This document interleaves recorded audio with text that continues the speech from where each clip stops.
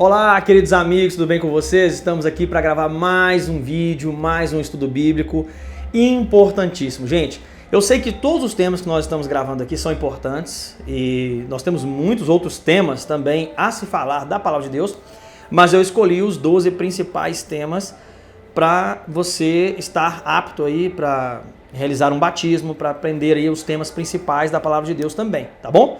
Se você que está acompanhando esse estudo pela primeira vez, você está aprendendo o que é essencial da Bíblia, da Palavra de Deus, para você fazer um compromisso com Deus através do batismo, tá bom? É claro que tem outros temas importantes, e todos são importantes desses 12 que eu escolhi aqui, mas esse de hoje eu acho ele um dos mais importantes, porque é um tema que, infelizmente, o cristianismo, o meio cristão, ele esqueceu. Não se tem mais falado aí afora nas igrejas sobre o santuário. Então hoje nós vamos falar sobre o santuário de Deus. Nós vamos estudar sobre o santuário. O santuário é aquele tabernáculo, aquele templo que foi construído lá no Antigo Testamento, que foi construído também ali na época, um pouco antes da primeira vinda de Jesus, que foi reconstruído, na verdade, por Zorobabel, um pouco antes da primeira vinda de Jesus. E nós vamos falar também do santuário celestial, que é o principal assunto desse vídeo de hoje, é o santuário celestial, beleza? Então nós vamos falar do santuário como um todo. O nome desse estudo é o santuário no céu, mas nós vamos falar sobre o santuário no céu e vamos falar também sobre o santuário aqui na terra, o que acontecia no santuário, qual a importância do santuário para o povo de Deus, quais eram as cerimônias religiosas mais importantes do santuário e o que isso prefigurava em relação à volta de Jesus e o ministério de Jesus até os nossos dias, beleza? Então tá bom, peço você aí que assista o vídeo até o final, já deixe seu like aí no vídeo, compartilhe, gente, é muito importante que vocês assistam o vídeo inteiro, façam aí o compartilhamento nas suas igrejas, você que está aí me vendo pela primeira vez, compartilhe esse vídeo também com seus amigos, vizinhos, familiares, se você tem uma pessoa que ainda não conhece a Palavra de Deus, envie esses vídeos então para que ela assista aí, que ela aprenda um pouco mais sobre a Palavra de Deus, e todos nós possamos aí crescer no conhecimento da Palavra. Gente, eu peço a vocês aqui um pouquinho de atenção em relação ao áudio. Eu não sei se o áudio está ficando muito bom desse vídeo, porque ao redor aqui está tendo... Nós estamos gravando esse vídeo no feriado, tá? E ao redor aqui está tendo aqui algumas festas, então pessoas com som muito alto, com músicas altas, eu não sei se pode estar interferindo no áudio, beleza? Então eu vou ver depois só no momento da minha edição, que eu vou fazer a edição do vídeo, mas infelizmente, nosso tempo é muito corrido, eu não posso esperar outro dia para poder fazer essa gravação, porque nós temos muitas coisas para se fazer, muitos trabalhos missionários, estudos bíblicos também que a gente dá nas casas das pessoas, temos os nossos trabalhos, o pessoal aí que me conhece já sabe, eu tenho 2 filhos pequenos, então assim, é muita coisa, é muita demanda, tem o nosso trabalho já secular, então é muita coisa para se fazer, e hoje nós escolhemos essa data do feriado para estar gravando esse vídeo, mas infelizmente está tendo essas festas aqui ao redor, então o som pode ser prejudicado, ou pelo menos um pouco prejudicado, beleza? Tá bom? Então vamos lá para a nossa introdução. Você aí que já me conhece, já assistiu os outros vídeos, sabe que eu sempre coloco aqui uma introdução no nosso tema. Vou ler um texto aqui de introdução e aí nós vamos fazer aquele mesmo método, aquelas perguntas e as respostas e também as explicações finais, beleza? Tá bom? Então vamos lá estudar sobre o santuário na Bíblia, o santuário de Deus, afinal de contas, o que significa isso na Bíblia, o santuário. Vamos lá então, olha, vou colocar na tela aí para você, tá? O primeiro texto que nós vamos ler hoje, tá na sua tela aí, estudo bíblico número 9, o santuário celestial, beleza? Então vamos lá.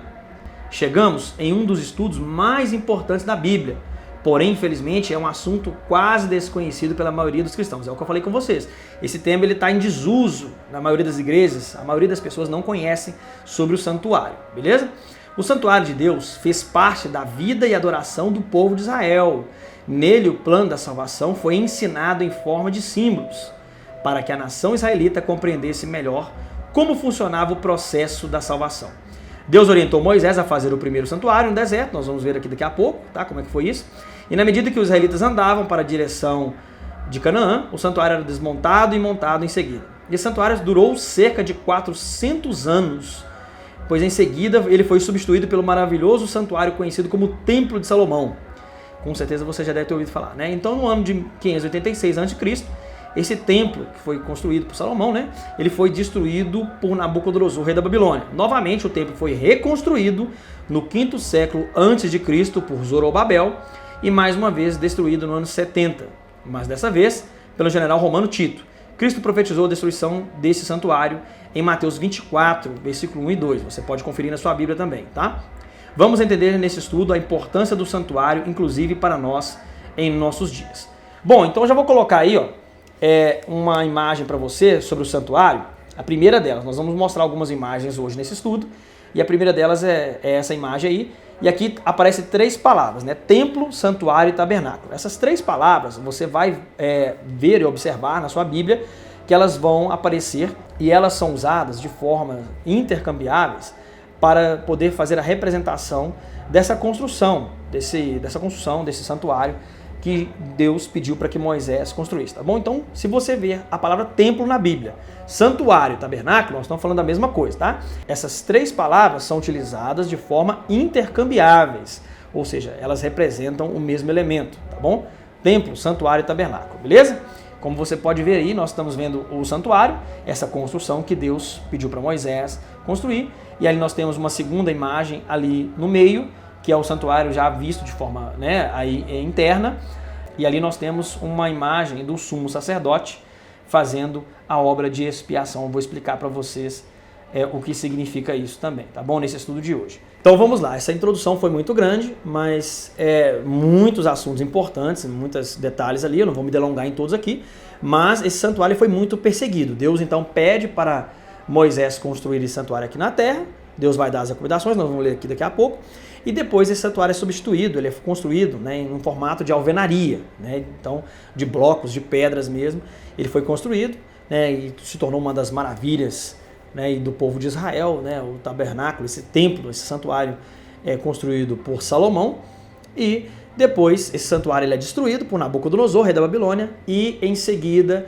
ele é reconstruído por Zorobabel, um líder judeu muito importante que viveu ali no período persa. Os persas, lembrando vocês, os persas, eles venceram os babilônicos e então os persas assumiram o controle da Babilônia e eles libertaram os judeus. Eles concederam aos judeus que estavam escravizados lá em Babilônia, no exílio babilônico, a retornar para Jerusalém e reconstruir a cidade de Jerusalém, bem como reconstruir esse santuário. Então, nesse período de Esdras, Neemias, Zorobabel, esse santuário ele é reconstruído, não com a mesma forma, o mesmo formato, né, que o antigo, que era aquele de Salomão. Mas foi nesse segundo santuário que Jesus ele vem aqui na terra e ele entra, ele pisa. Tanto é que por isso que tem aquela profecia, né? A glória da segunda casa vai ser maior do que a da primeira. Quando Ageu fala isso, né? Porque quando o segundo santuário foi erigido, as pessoas, aqueles mais velhos, aqueles antigos que tinham visto o primeiro santuário, eles começaram a chorar, né? A Bíblia diz que eles começaram a chorar porque eles viram que não ficou da mesma magnitude que o primeiro.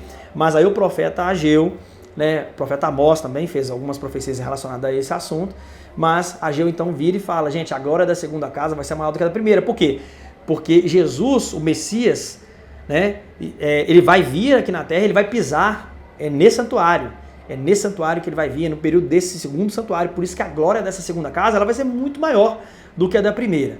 Então nós precisamos de estar tranquilos, tá bom? Então é nesse sentido aí. E esse segundo santuário, reconstruído aí no período de Esdras, Neemias, no período persa, Zorobabel, um líder judeu muito importante, né, que liderou essa reconstrução desse santuário, juntamente com Esdras e Neemias ali naquele período, né, da reconstrução, do retorno do exílio da Babilônia. Esse santuário ele foi, na verdade, destruído uma segunda vez, agora no ano 70, tá bom? Pelo general romano Tito. Os romanos, então, destroem o santuário no ano 70. Esse santuário foi profetizado aí a destruição dele, né, a respeito da destruição dele por Jesus, lá em Mateus capítulo 24, como você viu aqui no texto. Então, esse santuário foi muito perseguido. Destruído a primeira vez pelos babilônicos, destruído uma segunda vez pelos romanos, beleza? Então, nós não temos mais um santuário erigido aqui na terra. Há aqueles que acreditam na profecia, né? Diz que tem uma profecia na Bíblia sobre a reconstrução do terceiro templo, do terceiro santuário, mas a Bíblia não fala a respeito dessa situação, tá bom? Isso aí é apenas uma falácia no meio teológico, né, que tenta tirar algumas profecias do contexto para falar que os judeus vão reconstruir, vão tomar conta de Jerusalém, reconstruir o terceiro templo, e aí sim, né, o Messias virá, mas Jesus já veio, né, o Messias já veio, então essas profecias elas realmente não vão se cumprir porque elas não são bíblicas, tá bom? Ok? Beleza? Então vamos lá estudar para a gente entender melhor esse assunto aí. Vamos estudar aqui, ó. Primeira pergunta aí que eu vou colocar na tela para você. Aí, ó, pergunta número 1. Vamos lá, rapidamente aqui, ó. Número 1. O que Deus pediu para Moisés construir? Nós vamos ler, então, o texto de Êxodo capítulo 25, verso 8 e 9. E nós vamos ler também Êxodo 25, verso 40. Esses dois textos, tá bom? Vamos colocar aí na tela para você. Êxodo 25, versículo 8 e versículo 9 primeiro. Veja bem. Olha o que Deus está dizendo aqui para Moisés. E me farão um santuário e habitarei no meio deles. Está falando aqui do povo de Israel, né? Deus falando, olha, vocês têm que fazer para mim um santuário aí que eu vou habitar no meio de vocês. Conforme a tudo o que eu te mostrar para modelo do tabernáculo e para modelo de todos os seus pertences ou dos seus móveis, né? Assim mesmo o fareis, beleza? E Deus completa lá no Êxodo 25, verso 40. Atenta, pois, e que faças conforme ao seu modelo que te foi mostrado no monte. Beleza? Então veja bem aqui, olha que coisa interessante.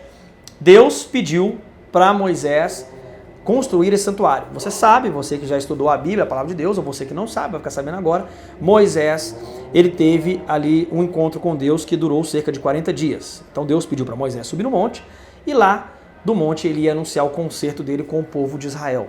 Ele estaria fazendo a sua aliança com o povo de Deus, entregando a lei, os 10 mandamentos.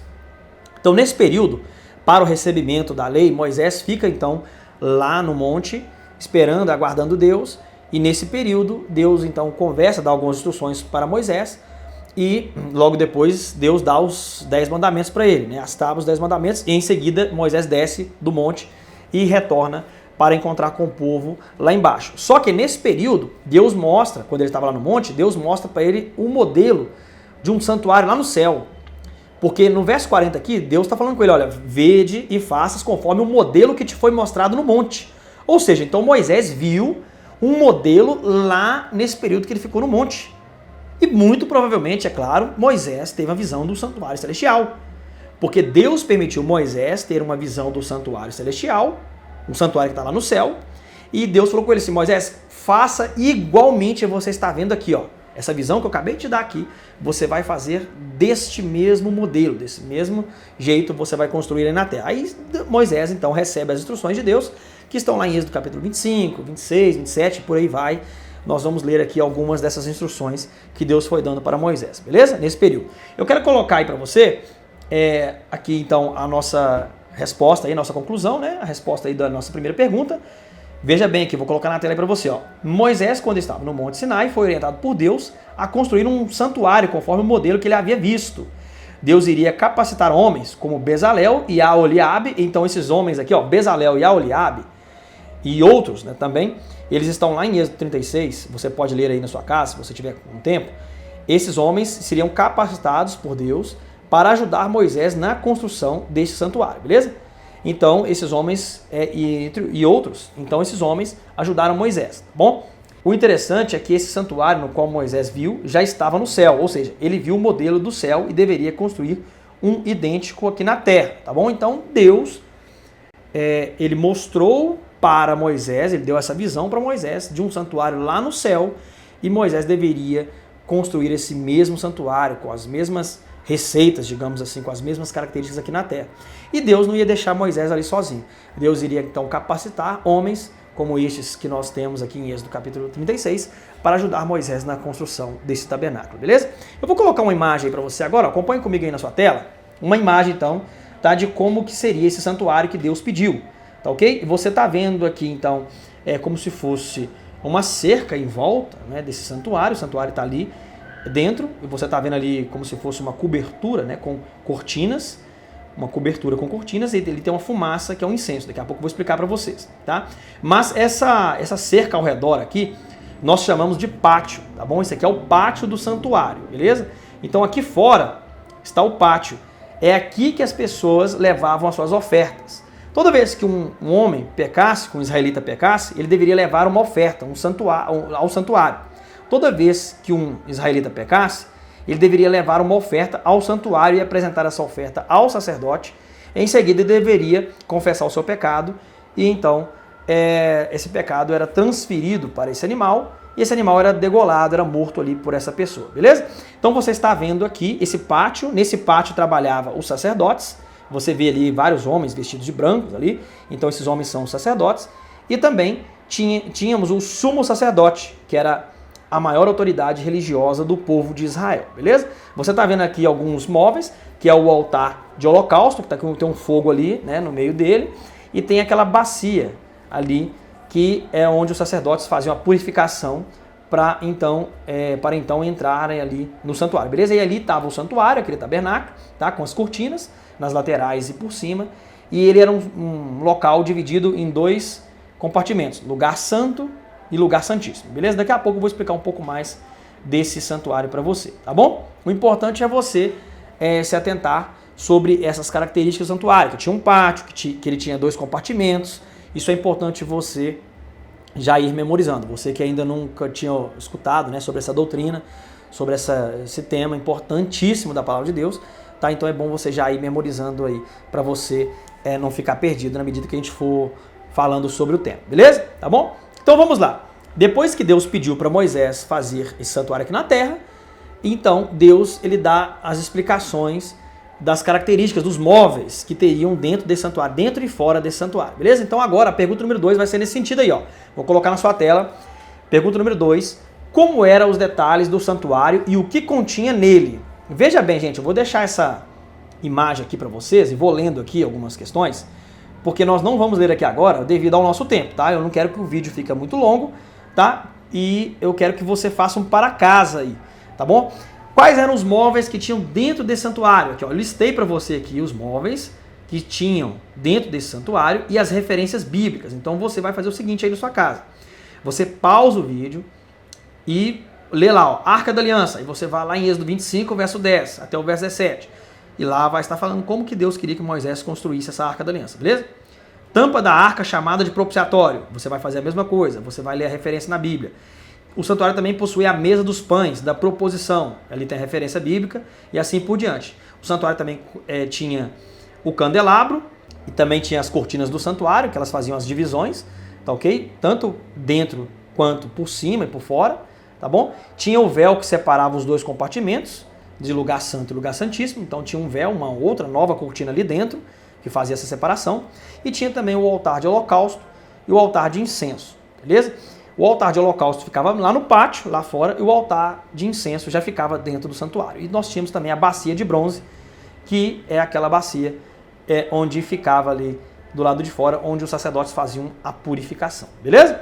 Então vamos lá, ó, já vou ler com vocês aqui a resposta, a conclusão dessa pergunta. Todos esses utensílios faziam parte do santuário, que também possuía 2 compartimentos, chamados lugar santo e lugar santíssimo, além do pátio exterior onde ficava o altar de holocausto. Nesse pátio, os sacerdotes faziam o processo de intercessão a Deus pelo povo. Existiam vários sacerdotes e apenas um único sumo sacerdote, que era a maior autoridade religiosa do povo de Israel. Beleza? Tá bom? Então, são muitas informações. Eu não vou ler todas as referências bíblicas aqui, porque senão o nosso vídeo vai ficar muito longo. E o objetivo do vídeo não é ficar longo. Eu quero que você entenda, eu quero que o vídeo fique bem explicado, que você entenda a proposta, mas você não pode parar o seu conhecimento aqui também. Você deve fazer as referências bíblicas, ler todas elas, buscar outras referências da palavra de Deus, enfim, aprofundar cada vez mais no tema, tá bom? Isso aqui é apenas uma introdução até bem explicativa para você entender sobre os temas que eu apresento aqui para vocês, beleza? Eu vou colocar para você aí, ó, tá? De novo na sua tela, algumas imagens dos utensílios que existiam no santuário, beleza? Então você tá vendo aqui o altar de holocausto, que é aquele que eu mostrei para vocês lá na nossa outra imagem. Ele ficava lá fora, então ali os animais eram jogados, lançados depois de mortos, né? Eles eram queimados ali nesse altar de holocausto, beleza? Tinha a bacia, essa bacia ficava lá fora, era onde os sacerdotes faziam aquela purificação e continha água nela, né? E nós temos também a mesa dos pães da proposição. Nessa mesa, queridos, ficava ali 12 pães. Ela ficava dentro do lugar santo, tá bom? Então, essa aqui já fica dentro do lugar santo e ela tinha 12 pães. Esses pães representavam as 12 tribos de Israel, beleza? Dentro também do lugar santo, nós tínhamos o candelabro de ouro, ou a menorá, como os judeus chamam, né? Esse candelabro, ele tinha 7 lâmpadas, né? E essas lâmpadas serviam ali para iluminar o santuário, beleza? Nós tínhamos também o altar de incenso, que ficava também ali dentro do lugar santo, tá bom? Esse incenso ele ficava bem próximo ali àquela cortina, o véu que separava o lugar santo do santíssimo, beleza? Depois eu vou explicar para vocês por quê.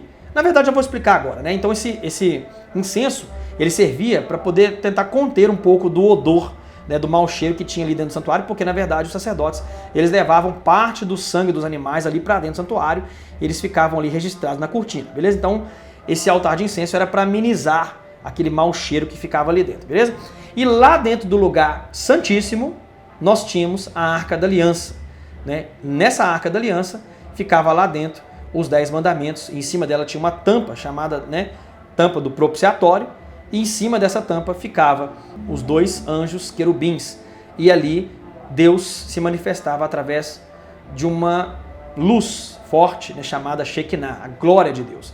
Então veja bem, recapitulando aqui, o altar de holocausto e a bacia ficavam no pátio, mesa dos pães da proposição, candelabro e o altar de incenso dentro do lugar santo, já a Arca da Aliança dentro do lugar santíssimo, beleza?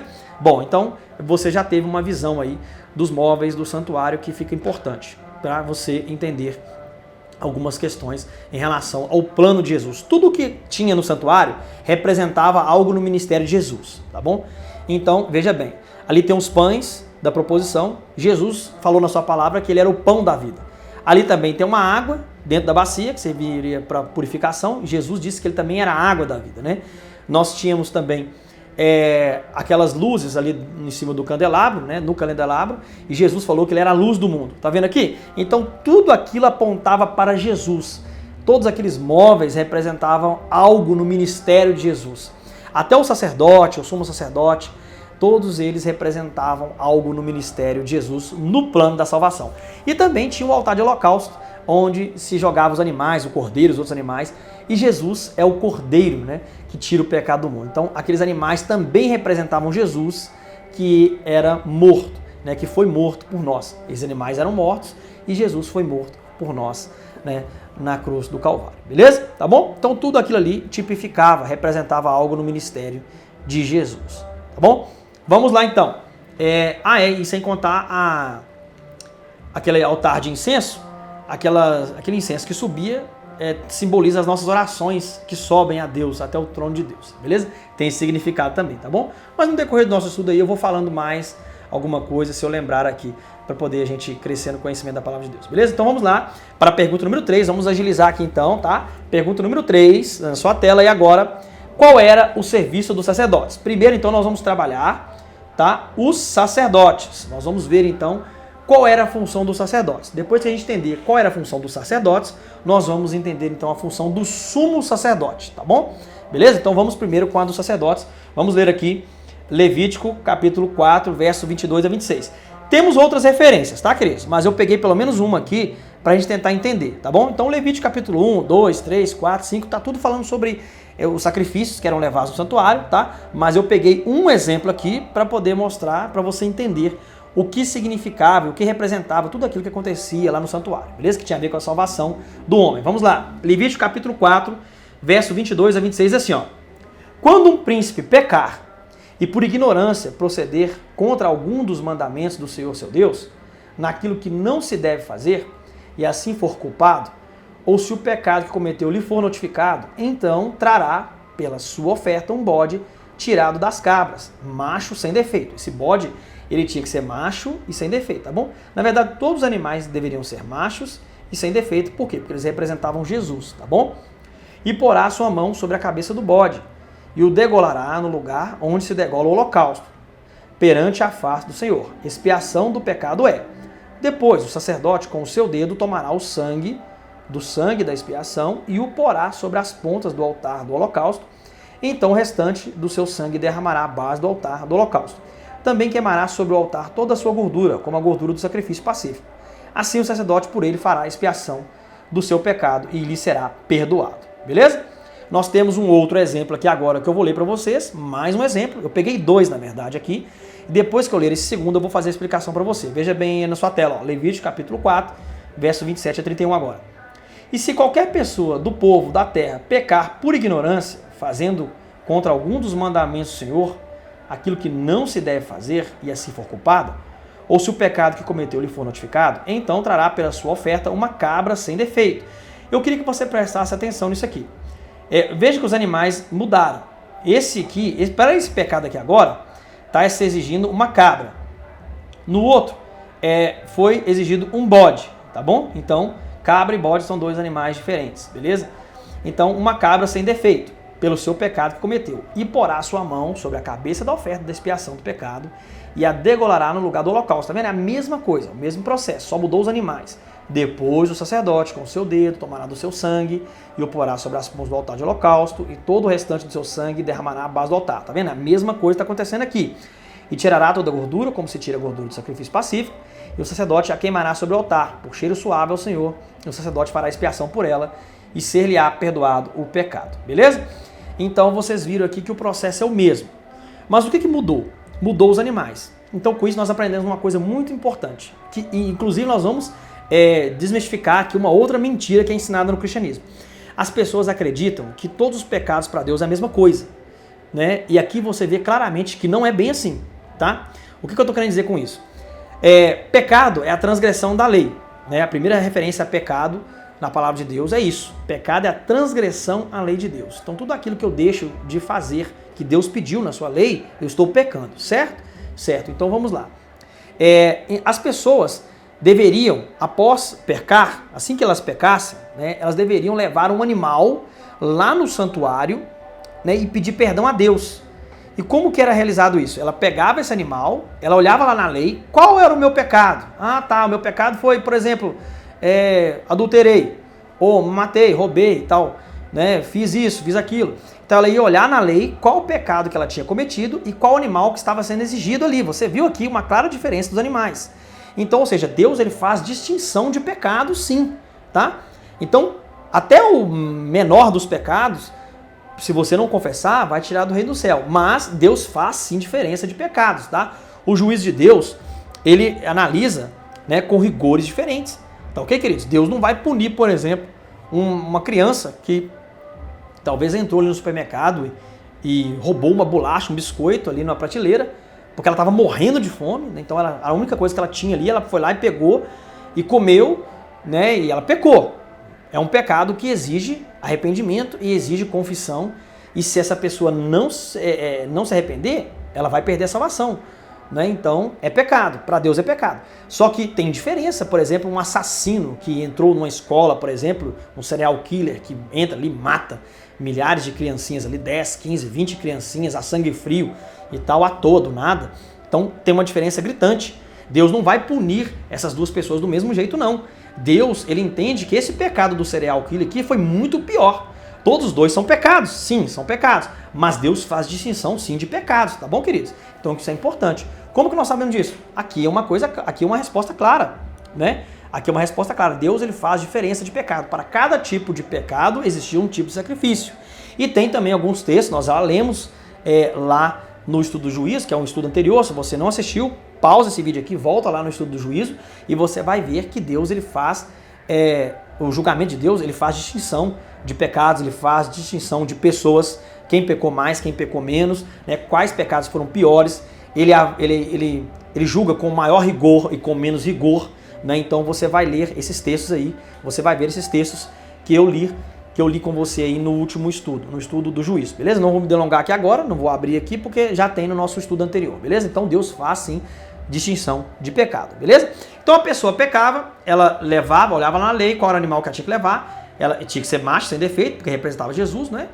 Macho e sem defeito. Então essa pessoa levava até lá o pátio e ela chegava lá e apresentava para o sacerdote. O sacerdote ele fazia mediação, ele era o mediador entre o ser humano e Deus que estava lá dentro do santuário. Você consegue entender? O povo israelita, o povo de Israel, eles não podiam chegar diretamente a Deus ali não. Eles tinham que passar pelo sacerdote. O sacerdote era o mediador entre o Deus e o ser humano, entre o povo ali, tá bom? Então ele falava, eu pequei em tal pecado.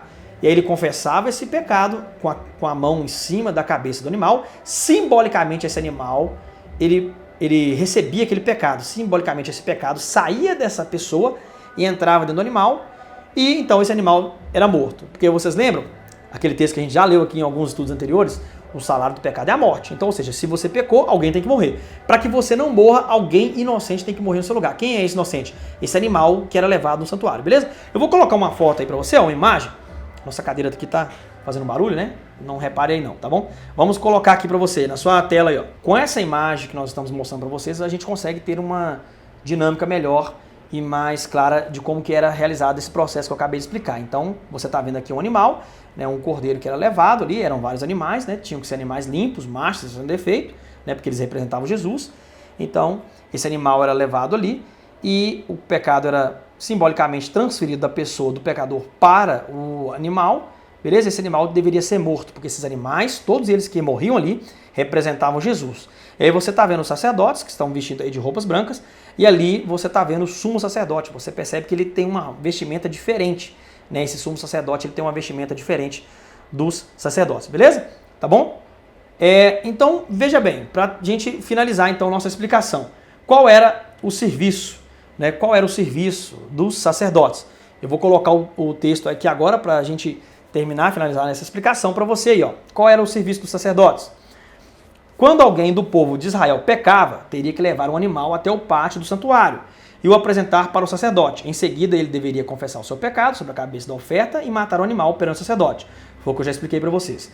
Em seguida, os sacerdotes deveriam queimar a oferta no altar de holocausto e parte do sangue aspergir lá dentro do santuário, no véu que separava o lugar santo do lugar santíssimo. Com isso, o pecador voltava para casa perdoado, mas seu pecado ficava registrado dentro do santuário e isso ocorria todos os dias do ano. Então, por que Deus fazia isso? Primeiro, o ser humano ele tinha que se arrepender. Segundo, alguém inocente tinha que morrer no lugar, eram esses animais. Terceiro, o pecado tinha que ser perdoado e era feito esse perdão de pecados nessa hora aí, que a pessoa pedia perdão e Deus então perdoava, mas aquele animal tinha que ser morto, tá ok? Quarto, esse animal, depois de morto, parte do sangue dele, o sacerdote pegava e colocava ali nas bases, né, do altar de holocausto, colocava o animal lá em cima do altar de holocausto, ele morria ali, né, ele era incinerado, queimado, e uma outra partezinha do sangue do animal, o sacerdote ele ia lá dentro do santuário e aspergia na cortina, aquele véu que separava o lugar santo do santíssimo. Então, esse pecado, entre aspas, né, que estava com a pessoa, foi passado para o animal, e do animal, via sangue, entrou lá dentro do santuário. Entrou lá no santuário e ficou registrado na cortina.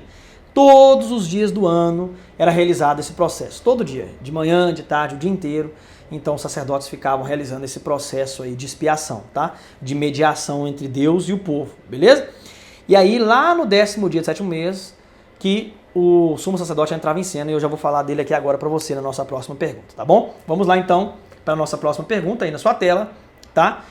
Número 4. Qual era o serviço do sumo sacerdote? Veja bem então, nós vamos ler aqui e entender qual era o serviço do sumo sacerdote. Beleza? Eu vou ler com vocês aqui Levítico capítulo 16. Eu vou ler com vocês o Levítico capítulo 16, tá? Não vou ler todas as referências, tem mais referências a respeito desse serviço do sumo sacerdote, mas só essa aqui já dá para a gente entender um pouco como que funcionava, né, o serviço do sumo sacerdote lá no povo de Israel, beleza? Então acompanhe comigo na sua tela, Levítico capítulo 16, verso 1 a 10, e o texto diz assim: E falou o Senhor a Moisés, depois da morte dos 2 filhos de Arão, que morreram quando se chegaram diante do Senhor. Disse, pois, o Senhor a Moisés: Dize a Arão teu irmão, que não entre no santuário em todo o tempo, para dentro do véu. Tá vendo aqui? Então, o sumo sacerdote, ele não podia entrar qualquer hora dentro do lugar santíssimo, não. Então, ou seja, veja bem aqui, Deus está fazendo a recomendação de como que deveria ser esse trabalho do sumo sacerdote. Diante do propiciatório, diz a Arão teu irmão, que não entre no santuário em todo o tempo, diante do propiciatório que está sobre a arca, para que não morra. Tá vendo aqui? Se essa pessoa entrasse ali qualquer hora, qualquer dia, então ele ia morrer. Então Deus pediu para que não se fizesse isso, porque eu aparecerei na nuvem sobre o propiciatório. É isso que nós chamamos de Shekinah, né, que eu falei para vocês. Com isto Arão entrará no santuário com um novilho para expiação do pecado e um carneiro para o holocausto.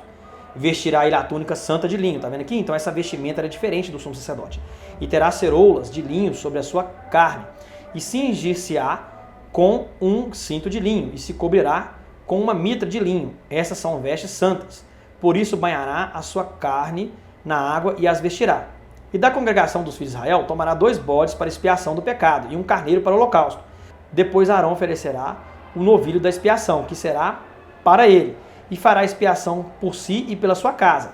Também tomará ambos os bodes e os porá perante o Senhor. Essa parte que eu gostaria que você prestasse atenção. à porta da tenda da congregação. E Arão lançará sorte sobre os 2 bodes, um pelo Senhor e o outro pelo bode emissário. Então Arão fará chegar o bode sobre o qual cairá a sorte pelo Senhor e o oferecerá para expiação do pecado. Mas o bode sobre que cair a sorte para ser bode emissário apresentar-se-á vivo perante o Senhor para fazer expiação com ele a fim de enviá-lo ao deserto como bode emissário. Beleza? Tá bom?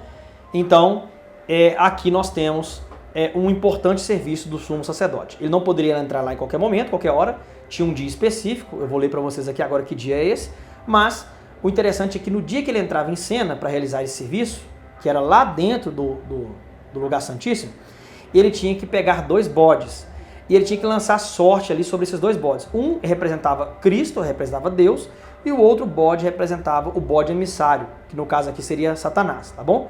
Alguns chamam aí de bode Azazel, em algumas traduções da Bíblia. Então veja bem, esse bode Azazel representava ali esse demônio deserto, que no caso seria Satanás, e o bode que era para o Senhor representava Cristo, beleza? Então o bode que caía a sorte para ser representante de Cristo, ele morreria, né? Então era como se Deus estivesse perdoando todos os pecados ali que ficou registrado um ano inteiro, através daquele sacrifício. Mais uma vez, aquele sacrifício que estava sendo feito ali, tá bom? Então Jesus morre para pagar a culpa dos nossos pecados, e aquele bode morria para perdoar todo o povo de Israel ali daqueles pecados que eles cometeram o ano inteiro, tá bom? E já o bode emissário, ele então era enviado para o deserto, e a culpa de todos esses pecados, tá ok? Eram lançados sobre esse bode, assim como a culpa de todos os pecados vão ser lançados aí sobre Satanás na hora da sua destruição no lago de fogo, beleza? Tá bom? Então acho que você entendeu isso aí, isso é importantíssimo para nós aqui. Uma outra coisa importante, tá, sobre o sumo sacerdote, você vai ler agora em Levítico capítulo 23 na sua tela, do verso 26 ao 32. Veja bem, olha o que diz o texto. Falou mais o Senhor a Moisés dizendo, mas aos 10 dias do 7º mês será o dia da expiação, tá vendo aqui? Então é nessa data que o sumo sacerdote entra para trabalhar, para fazer aí a sua expiação, o seu trabalho, o seu serviço. Tereis santa convocação e afligireis as vossas almas, e oferecereis oferta queimada ao Senhor. E naquele mesmo dia nenhum trabalho fareis, porque é o dia da expiação, para fazer expiação por vós perante o Senhor vosso Deus. Porque toda alma que naquele mesmo dia se não afligir, será extirpada do seu povo, tá bom?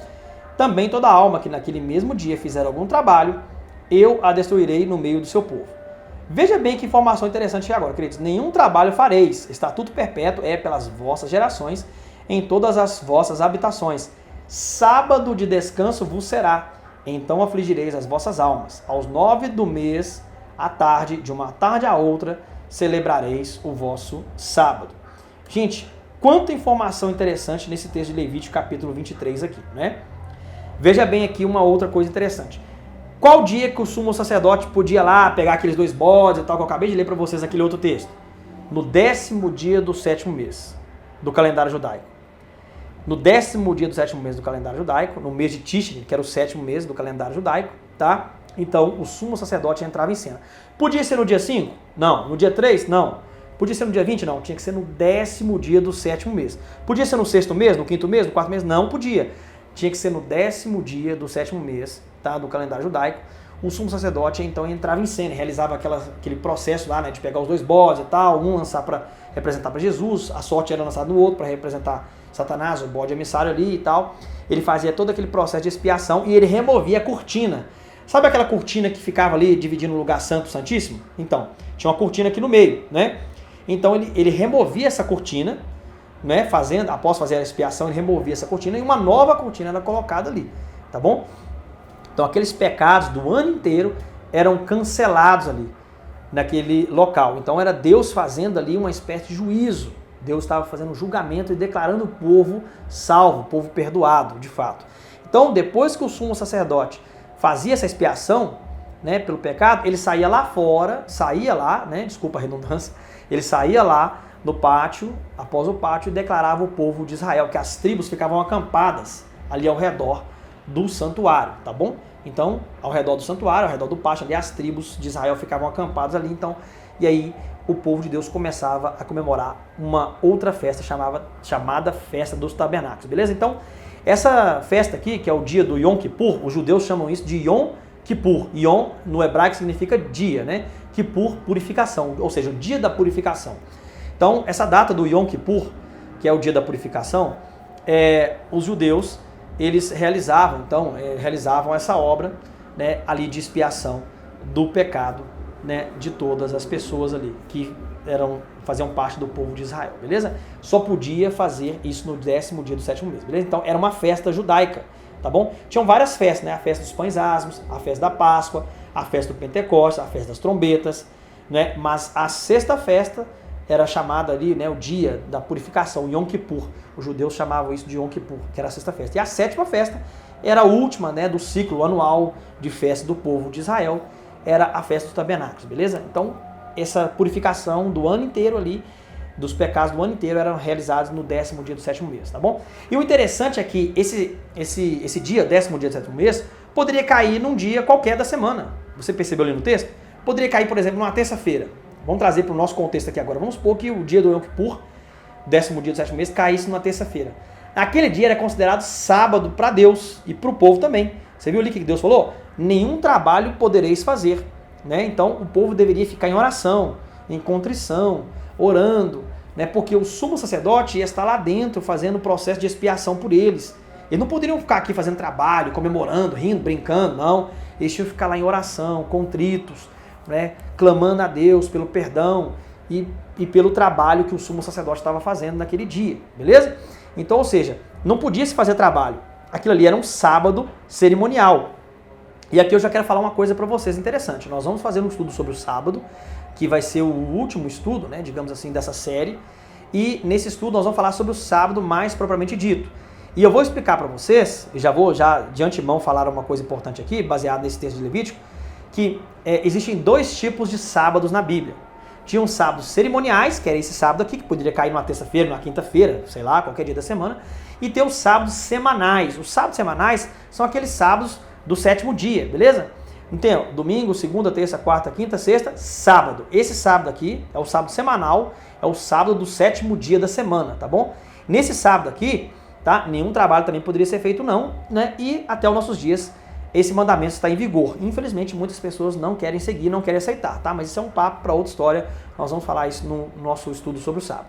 Mas o que eu quero que você entenda aqui hoje é que outro tipo de sábado existia na Bíblia, que eram os sábados cerimoniais, eram os sábados das cerimônias, eram os sábados que estavam ali interligados com as cerimônias que eram realizadas no santuário. Então é importante você fazer essa diferenciação, que existem dois tipos de sábados na Bíblia, tá bom? Os sábados cerimoniais e os sábados semanais, beleza? Então pra gente não fazer uma confusão aí e achar que o sábado semanal foi abolido, sendo que o sábado cerimonial é que não é mais necessário cumprir, porque Jesus já veio e já cumpriu todo essas ordenanças, digamos assim, do santuário lá no Antigo Testamento, né? Ele cumpriu tudo isso, beleza? Então nós não precisamos mais de cumprir essas cerimônias, que todas essas cerimônias tipificavam e representavam Cristo, e elas foram transferidas para Cristo, beleza? Tá bom? Então vamos lá. Aí a resposta aí da conclusão da nossa pergunta, né? O sumo sacerdote entrava em cena uma vez no ano. Esse dia era chamado dia da expiação, ou dia da purificação, como os judeus chamam, né, de Yom Kippur. A data para este evento era o 10º dia do 7º mês no calendário judaico, beleza? Vamos lá para mais uma pergunta então, para a gente poder ir já andando aqui para o final do nosso estudo. Pergunta número 5 aí para você, na sua tela. Qual era a cerimônia religiosa mais solene do ano feita no santuário? Eu já acabei de explicar para você. Basicamente, essa pergunta é conjugada com o número 4, né? Então, ou seja, lá em Levítico capítulo 23, você já leu comigo, então a cerimônia mais solene, a cerimônia mais importante religiosa que acontecia no meio do povo de Israel era o dia do Yom Kippur, né? Era o dia da purificação. Por quê? Porque era também o dia do juízo.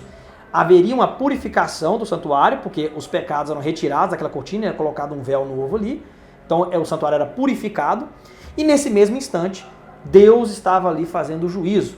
Então esse sumo sacerdote, ele realizava o julgamento do povo de Israel ali. Então ele fazia o julgamento do povo de Israel ali na presença de Deus, beleza? Tá bom? Então ele estava ali representando o povo de Deus ali naquele momento, beleza? realizando essa obra de purificação e de julgamento, beleza? Ele tinha que chegar lá fora e declarar o povo perdoado. Ele poderia chegar lá fora e declarar o povo condenado também, tá bom?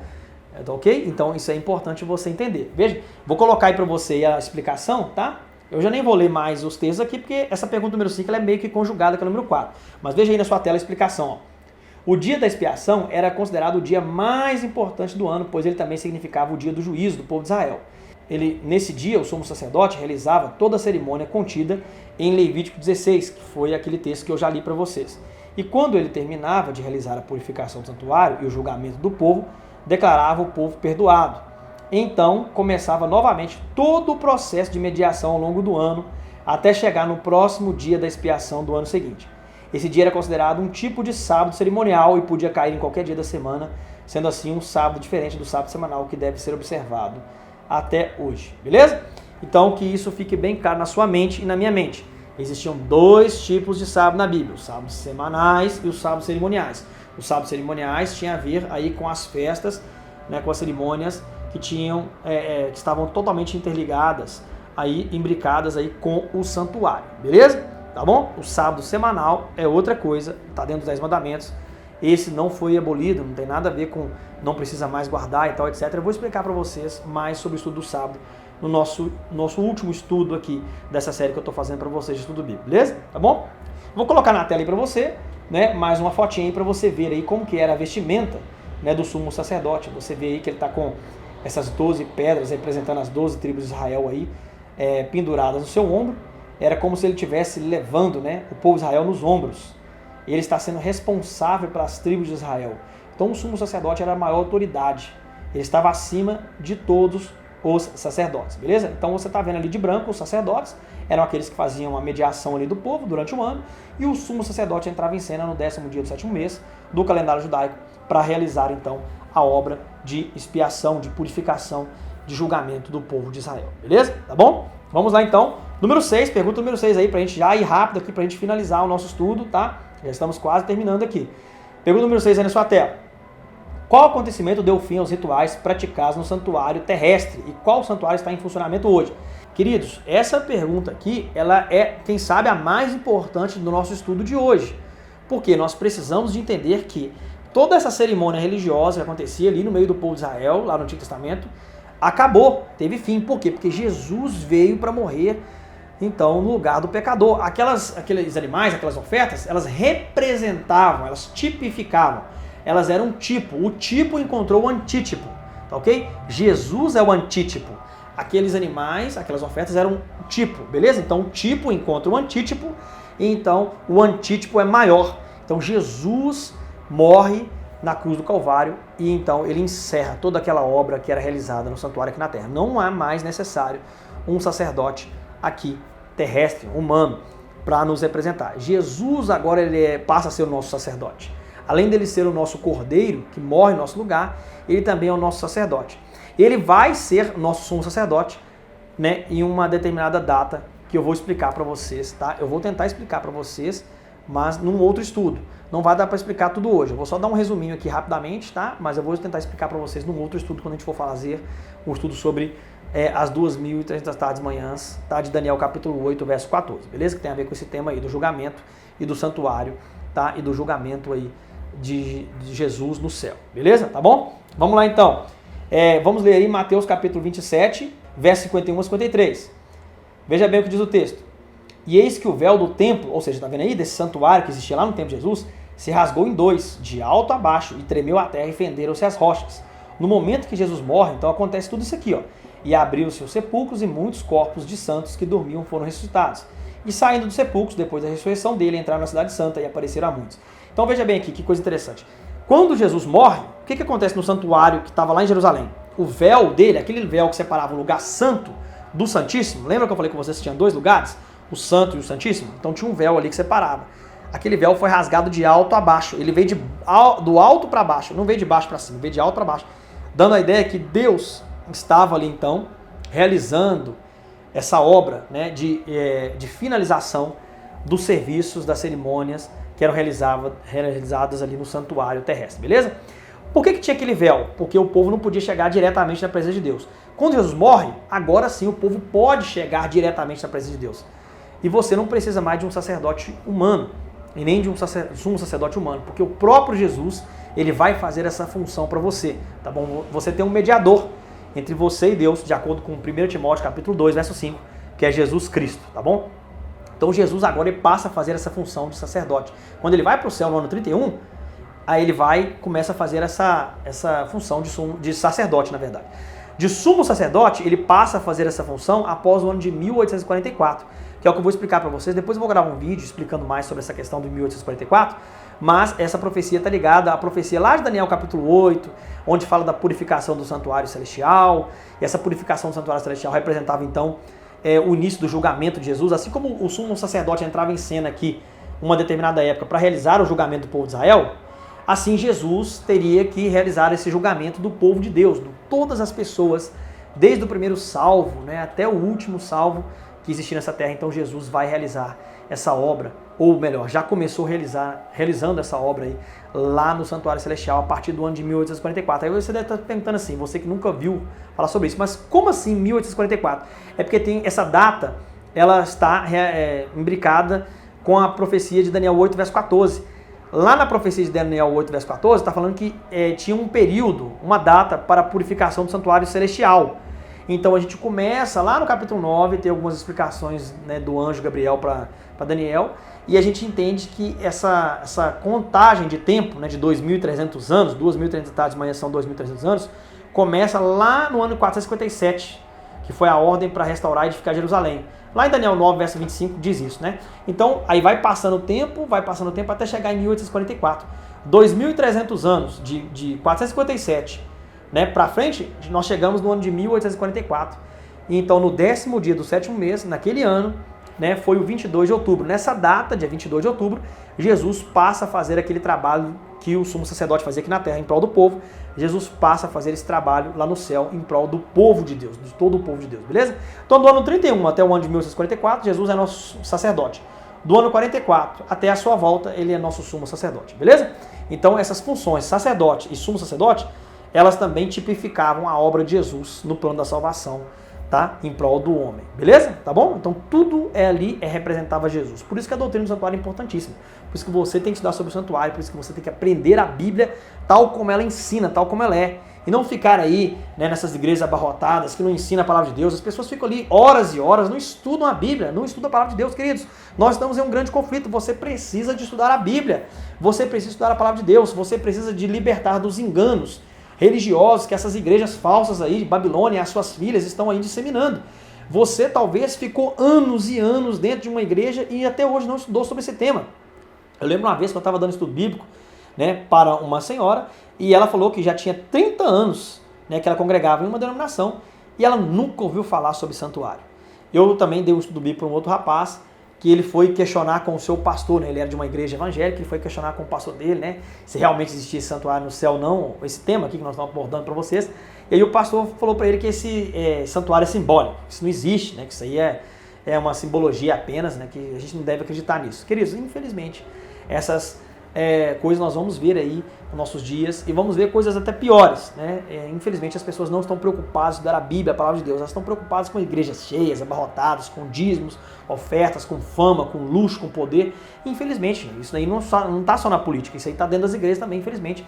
É claro que tem um povo sincero em todas as denominações cristãs, nós cremos nisso, mas Deus está chamando essas pessoas sinceras para poder vir para a sua maravilhosa luz e aprender a palavra de Deus, beleza? Tá bom? Então, eu espero que você entenda, né, a seriedade desse assunto tão importante que é sobre o santuário. Vamos ler mais um texto aí, então, respondendo ainda, na verdade, aquela pergunta que a gente fez lá, né? A pergunta que nós fizemos foi: qual acontecimento deu fim aos rituais praticados no santuário, né, terrestre, e qual santuário está em funcionamento hoje? Agora nós vamos ler qual santuário que está em funcionamento hoje. Aqui, ó, essa parte aqui talvez, quem sabe, é a principal do nosso estudo. Vamos lá, Hebreus capítulo 8, nós vamos ler do verso 1 até o verso 6. Veja bem, na sua tela aí, ó. Ora, a suma do que temos dito tá vendo aqui, o autor de Hebreus está falando, olha, gente, a coisa mais importante que nós vamos dizer para vocês aqui, nessa carta, de tudo aquilo que a gente já falou até aqui, a coisa mais importante disso é que temos um sumo sacerdote tal que está assentado nos céus, à destra do trono da majestade. Tá vendo aqui? Nós temos então um sumo sacerdote que está lá no céu. Ele está sentado do lado do trono de Deus, né? Ministro do santuário e do verdadeiro tabernáculo, o qual o Senhor fundou, ou o Senhor erigiu, né? Em algumas Bíblias vai estar assim. E não o homem, tá vendo aqui? Então Jesus, ele é o nosso sumo sacerdote. Ele é hoje o nosso ministro lá no santuário e do verdadeiro tabernáculo que Deus fez, que está lá no céu, né? Então Jesus hoje está fazendo esse trabalho lá por nós. Porque todo o sumo sacerdote é constituído para oferecer dons e sacrifícios. Por isso era necessário que este também tivesse alguma coisa que oferecer. Verso 4 agora. Ora, se ele estivesse na terra, nem tão pouco sacerdote seria, havendo ainda sacerdotes que oferecem dons segundo a lei. Verdade. Então, se Jesus estivesse aqui na terra ainda, né, ele não seria nem sacerdote. Por quê? Porque tinha vários sacerdotes lá, né, segundo a lei. Verso 5 agora. Os quais servem de exemplo. Tá vendo aqui? Então, eles serviam de exemplo e sombra das coisas celestiais. Tudo aquilo que acontecia aqui na terra era um exemplo, era sombra das coisas celestiais, como Moisés divinamente foi avisado, estando já para acabar o tabernáculo. Porque foi dito, olha, faze tudo conforme o modelo que te foi mostrado no monte. Isso aqui é uma referência lá de Êxodo, capítulo 25, verso 40, que a gente já leu aqui hoje. Verso 6 agora. Mas agora alcançou ele, ou seja, Jesus, né, ministério tanto mais excelente, que é mediador de uma melhor aliança que está confirmada em melhores promessas. Gente, que texto fantástico. Então o autor de Hebreus está falando aqui, gente, olha, nós não temos um sumo sacerdote mais terrestre, não. Nós temos agora um sumo sacerdote que está lá no céu. Ele está do lado do trono de Deus. Ele é ministro do santuário do verdadeiro tabernáculo. Não é que o daqui era falso, mas o verdadeiro tabernáculo é o que está lá no céu. O verdadeiro santuário é aquele que está lá no céu, onde Jesus agora é ministro. Ele agora faz o papel de sumo sacerdote por nós lá. Ele é o nosso sumo sacerdote, tá? Ele é que apresenta, né, as nossas imperfeições, os nossos pecados, né, os nossos arrependimentos até Deus o Pai. Então, 1 Timóteo 2, verso 5 diz, há um só mediador entre Deus e os homens, Cristo Jesus, homem. Então Jesus, ele é o nosso sumo sacerdote, beleza? Tá bom? Então vamos lá aqui, ó, Hebreus capítulo 9, verso 24 agora, para você ir na sua tela, porque Cristo não entrou num santuário feito por mãos, tá vendo aqui? Figura do verdadeiro. Porém no mesmo céu, para agora comparecer por nós perante a face de Deus. Tá vendo aqui? Então Hebreus capítulo 9, verso 24, é outro texto claríssimo, dizendo que Cristo ele não entrou em santuário feito por mãos humanas, não. Pelo contrário, ele entrou em santuário feito por mãos divinas. Está lá agora, diante de Deus, né? E apresentando ali as nossas culpas, nossos pecados, nossos arrependimentos, na verdade, para Deus. Ele está fazendo essa mediação ali, né? Ele está comparecendo perante a face de Deus agora por nós, tá bom? Então vamos lá aqui. A nossa explicação aí, ó, da pergunta, né, de qual acontecimento deu fim aos rituais praticados no santuário terrestre e qual santuário está em funcionamento hoje. Vou ler com você aqui a nossa explicação aí, ó. A morte de Jesus na cruz finalizou o serviço do santuário terrestre. Jesus veio para cumprir todas as cerimônias que apontavam para a sua vinda, desde o cordeiro que simbolizava a sua morte, até os serviços cerimoniais de mediação dos sacerdotes e sumos sacerdotes, beleza? Hoje devemos olhar para o santuário celestial, que é o verdadeiro tabernáculo que Deus dirigiu, e não o homem. Cristo está hoje realizando a sua obra de mediação em nosso favor. 1 Timóteo 2, verso 5, eu já falei esse texto aqui. E também realizando a primeira fase do juízo, conforme vimos no estudo passado. Quando ele terminar essa obra, virá à terra buscar os salvos, beleza? Então Jesus está hoje fazendo essa obra de julgamento lá no céu. Essa obra que era do sumo sacerdote aqui na terra, ele está fazendo lá no céu hoje, beleza? E quando ele acabar essa obra, ele vai vir aqui na terra buscar os salvos e vai declarar o povo salvo, né? Assim como o sumo sacerdote fazia lá no Antigo Testamento, tá bom? Vamos então ver aí pergunta número 7, a última pergunta aí na sua tela para a gente finalizar o nosso estudo de hoje, tá ok?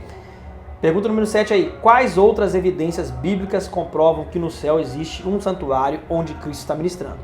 Bom, agora eu vou mostrar para vocês uma série de textos que comprovam a existência de um santuário lá no céu, onde Jesus está hoje fazendo a obra de mediação e de julgamento, né? A obra que o sumo sacerdote fazia lá no Antigo Testamento, ele está fazendo por nós hoje, beleza? Nós não vamos ler aqui Hebreus capítulo 8, verso 1 a 6, porque eu já li com vocês, né? E nem Êxodo 25, verso 40, porque também já lemos. Então eu vou ler aqui uma série de textos bem rapidamente, um por um aqui, tá? Que comprova a existência de um santuário no céu, tá bom? Que você tem que estar atento. Você precisa de estar atento a esse santuário, não o santuário da terra, Santuário da terra não precisa mais se preocupar. Nós agora temos que nos preocupar com o santuário do céu. Tá bom, queridos? Veja bem na sua tela aí uma sequência de textos que eu vou colocar para você. Hebreus 9, verso 24.